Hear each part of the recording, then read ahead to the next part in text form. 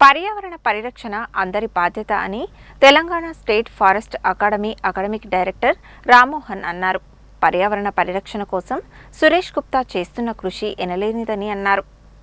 Telangana state forest అకాడమీకి చెందిన 37వ batch beat ఆఫీసర్లు శిక్షణలో భాగంగా తెలంగాణ, ఆంధ్రప్రదేశ్ రాష్ట్రాలలోని వివిధ ప్రాంతాలను సందర్శిస్తూ బుధవారం నల్గొండ జిల్లా కేంద్రానికి విచ్చేశారు. శిక్షణలో భాగంగా నల్గొండ జిల్లా కేంద్రంలోని జిల్లా ప్రజా పరిషత్ కార్యాలయ ఆవరణలో ప్రముఖ పర్యావరణవేత్త సురేష్ గుప్తాతో సమావేశమై ఆయన అనుభవాలను తెలుసుకున్నారు. ఈ సందర్భంగా Telangana state forest academy academic director Rammohan మాట్లాడుతూ పర్యావరణ పరిరక్షణ కోసం సురేష్ గుప్తా చేస్తున్న ప్రయత్నాలు, ఆయన అనుభవాలు తమ బీట్ ఆఫీసర్లకు ఎంతగానో ఉపయోగపడతాయని అన్నారు. పర్యావరణ పరిరక్షణకు సురేష్ గుప్తా చేస్తున్న కృషి అమోఘమని, ఇందులో అందరూ భాగస్వాములు కావాలని కోరారు. సురేష్ గుప్తా చెప్పడమే కాకుండా స్వయంగా ఆచరించి చూపుతున్నారని, ఆయన బాటలో ప్రజలందరూ నడిస్తే పర్యావరణ పరిరక్షణ సాధ్యమవుతుందని అన్నారు. పర్యావరణ పరిరక్షణకు ఒకవైపు పోరాటం చేస్తూనే స్వయంగా ఆచరించి చూపుతున్న సురేష్ గుప్తాకు అభినందనలు తెలిపారు. సురేష్ గుప్తా బాటలో మనం నడవడమే కాకుండా ఇతరులను కూడా అదే బాటలో నడిచేలా చూడాలని, తద్వారా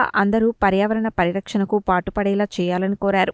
ప్రజల్ని పర్యావరణ పరిరక్షణ వైపు మళ్లించేలా అటవీశాఖ అధికారులు చొరవ చూపాలని అన్నారు. ఈ కార్యక్రమంలో డివిజనల్ ఫారెస్ట్ ఆఫీసర్ నాగభూషణం, పర్యావరణ ప్రేమికుడు సురేష్ గుప్తాతో పాటు స్థానిక అటవీశాఖ అధికారులు, సిబ్బంది పాల్గొన్నారు. తెలంగాణ స్టేట్ ఫారెస్ట్ అకాడమీ నుండి 37వ batch forest beat officers trainees తమ శిక్షణలో భాగంగా ఫీల్డ్ ట్రిప్స్కి వెళ్తుంటాము. దాంట్లో భాగంగా ఆంధ్రప్రదేశ్ మరియు తెలంగాణలో ఉన్నటువంటి వివిధ ప్రాంతాలు, ముఖ్యంగా అడవులకు సంబంధించినటువంటివి విజిట్ చేయడం జరుగుతుంది. దాంట్లో భాగంగా ఈరోజు నల్గొండకు రావడం జరిగింది. నల్గొండలో ప్రముఖ పర్యావరణవేత్త అయినటువంటి సురేష్ గుప్తా గారితో ఈరోజు ట్రైనీస్ ఇంటరాక్ట్ అవుతున్నారు. పర్యావరణం గురించి, తను చేస్తున్నటువంటి వివిధ కార్యక్రమాల గురించి, అలాగే పర్యావరణ ప్రాముఖ్యతను తెలియజేస్తూ వారు ఎన్నో విషయాలు ట్రైనీస్తో పంచుకున్నారు. తన అనుభవంలో ఉన్నటువంటివి, అలాగే దేశంలో వివిధ ప్రాంతాలలో తాను పర్యావరణం పట్ల ప్రజలకు, విద్యార్థులకు, ఉద్యోగులకు కల్పిస్తున్నటువంటి అవగాహనకు సంబంధించి కూడా ఎన్నో విషయాలను బోధపరిచారు. ఇవి తప్పకుండా అటవీ శాఖ ఉద్యోగులకు కూడా ఈ విషయాలన్నీ ఉపయోగపడతాయని నేను అనుకుంటున్నాను. అంతేకాకుండా వీటిని ఆచరిస్తే ఇంకా బాగుంటుంది. సురేష్ గుప్తా గారు చెప్పడమే కాకుండా చేసి చూపించడం అనేటువంటిది కూడా తను నిర్వర్తిస్తున్నందుకు తప్పనిసరి అందరూ అభినందించాలి. ఆ విషయాల్ని మనం ఫాలో అవుతూ ఇంకా 10 మందికి అందరికీ చేరే విధంగా కృషి చేయాలి.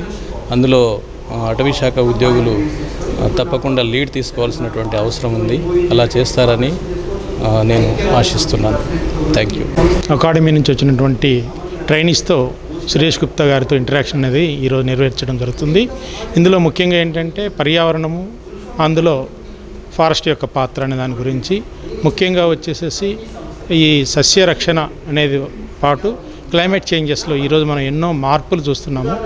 పర్యావరణంలో అయితేనేమి, వాతావరణంలో ఈ మార్పులకు కారణాలు ఎటువంటివి, ఎందువల్ల దాపురిస్తున్నాయి, దీనిలో మానవ తప్పిదాలు ఏంటి అనే దాని గురించి మనం ఈరోజు ఇటు స్టూడెంట్స్తోనూ, అటు వచ్చేసి సురేష్ గారు మన వారితో ఇంటరాక్ట్ అయినారు. రేపు ముఖ్యంగా ఏంటంటే మనకు ప్రపంచ పర్యావరణ దినోత్సవం భాగంగా రేపు మన కార్యక్రమాన్ని నిర్వహిస్తున్నాము. అందులో ముఖ్యంగా ఏంటంటే ప్లాస్టిక్ని అంతమొందించాలి అనేది ఒక నినాదము. ఈ ప్లాస్టిక్ని మనం ఎంత పెనుభూతంగా ఎక్కడ చూసినా కానీ అది విచ్చలవిడిగా ఉపయోగించడం వలన పర్యావరణం ధ్వంసం అవుతుంది, నాశనం అవుతుంది. కాబట్టి దీన్ని కంప్లీట్గా ఎరాడికేట్ చేయాలంటే ఎటువంటి మార్పులు క్షేత్రస్థాయిలో తీసుకొని రావాలనే దాని గురించి ఈ అవగాహన కార్యక్రమం రేపు చేయడం జరుగుతుంది. ఇందులో ముఖ్యంగా వచ్చేసి స్టూడెంట్స్ అయితేనేమి, పబ్లిక్ అయితేనేమి, స్వచ్ఛంద సంస్థలు అయితేనేమి అందరితో కూడా మనం రేపు ఈ విషయాన్ని అందరికీ తెలియజేస్తాము. ఇందులో భాగంగా కూడా మొక్కలు నాటే కార్యక్రమం కూడా మనం పార్క్లో, నందనవనం పార్క్లో చేయబోతాము. దీనికి మా డిఎఫ్ఓ గారు రాజశేఖర్ గారు రేపు దీనికి చీఫ్ గెస్ట్గా వస్తారు. ఈసారి ఐక్యరాజ్య సమితి ఇచ్చినటువంటి theme ending plastic pollution globally or beat plastic pollution అనేటటువంటి థీమ్ని తీసుకోవడం జరిగింది. మరి సుమారుగా 15 సంవత్సరాల నుంచి పర్యావరణం మీద పనిచేస్తూ ఉన్నాను.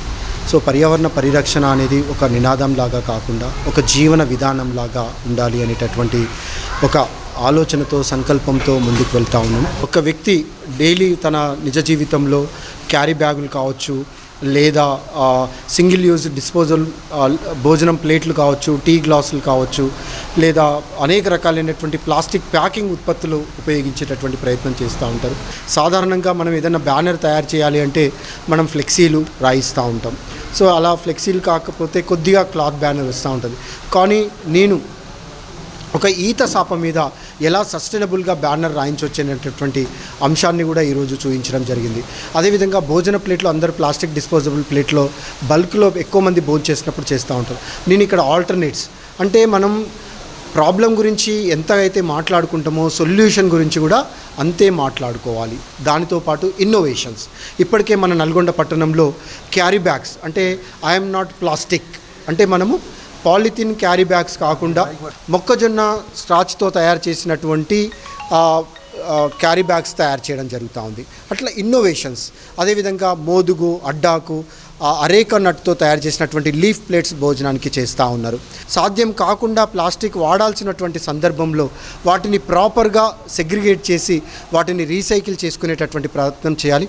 అదేవిధంగా తెలంగాణ ప్రభుత్వం కూడా ఇప్పటికే ప్రతి నియోజకవర్గానికి ఒక ప్లాస్టిక్ రీసైక్లింగ్ యూనిట్ని పెట్టాలి అనేటటువంటి ఆలోచన కూడా చేయడం జరిగింది. మరి ఇప్పటికే జిల్లా పరిషత్ సిఇఓ గారు అన్ని మండలాలకు సంబంధించినటువంటి ఎంఆర్ఓలకు, ఆర్డీఓలకు దానికి సంబంధించినటువంటి ప్లాస్టిక్ రీసైకిల్ యూనిట్స్ పెట్టడానికి కావాల్సినటువంటి నిబంధనలు కూడా వారు చెప్పడం జరిగింది.